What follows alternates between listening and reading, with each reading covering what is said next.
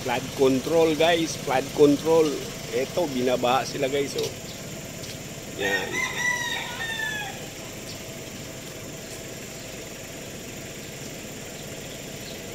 Barangay Frances.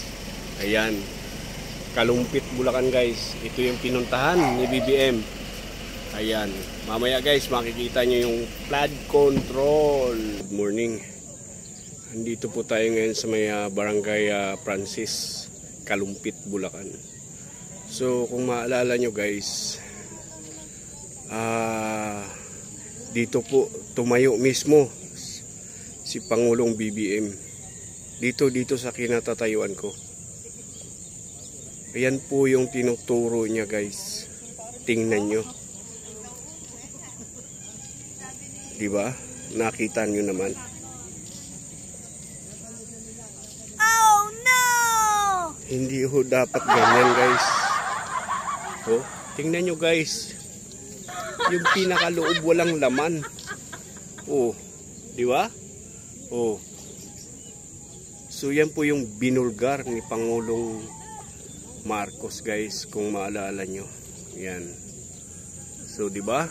Ang laki-laki ng budget na sa flood control na to. Pero kung makita nyo, oh my goodness.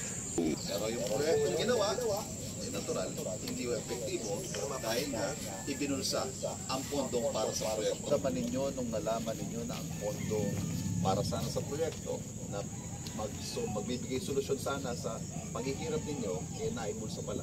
Ngayon lang mga tiwaling opisyal ng gobyerno. Siyempre po, unang-una yung sobrang lungkot.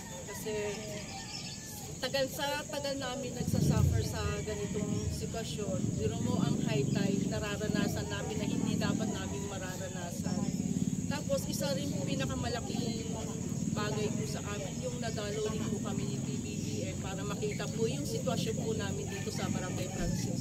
Talaga po kasi na first time po na may dumalo sa amin, ibang mga politiko na hindi man lang dumadalo sa amin kung ano yung sitwasyon namin dito. Sa 10 years siguro na dinadanas namin to, sino yung matutuwa?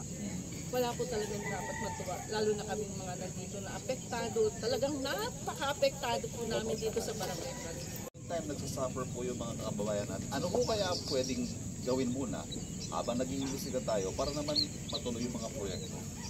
Siguro po, Sige, go ahead ma'am.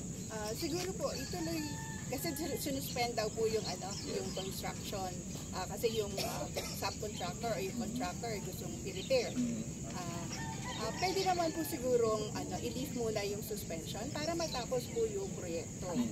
Kasi after po nung completion, pwede naman pong yung may 1-year warranty pa po na kailangan na ayos, nasa plano, nasa design, at nasa standard. Pero sino kung gagawa? Yung contractor pa rin na pareho? Wawaw daw po ito eh. Dapat yung contractor at his cost. Hindi dapat sisingilin pa ulit ang gobyerno. Kasi ang nila, kung matatapos yung dike at mayroong pumping station na magagawa, siguro maaayos na at mawawala na yung baha. Pero ang construction din ng pumping station at saka ng dike will take time. So magsasuffer pa rin yung mga tao. Yung kanilang palaging may alipunga, yung mga ganyan, tapos wala silang trabaho, magpapatuloy habang hindi pa naaayos yung dike at saka yung pumping station. Siguro yung pumping station na bagay nyo, malaking bagay. Kasi bahagi ho nung 77 million peso contract nito, bukod dito sa dike, ay dapat may dredging yan at may 3 daw pumping station na kasama na hindi nakita. Wala, oo. So dapat meron ng pumping station. Sabi nga ni Kapitan kanina, meron daw pumping station pero Friday. Pero doon sa kontrata, kasama yung 3 pumping station. So dapat makita yung dapat i-produce yun. Oo, i-produce na makakatulong siguro para maiusan yung misery ka nga. Sobrang nipis guys. Ayan oh. Oh, ha? Saka tingnan nyo yung bakal. Oh my goodness. Oh. Nakita nyo po ba yung bakal na yan? Pag lumakas ang tubig, sigurado yan guys, mabubuwal yan. Oh no.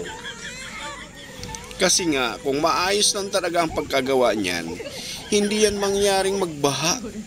Flood Kasi control meron daw yan project. guys, pumping station, 3 pumping station.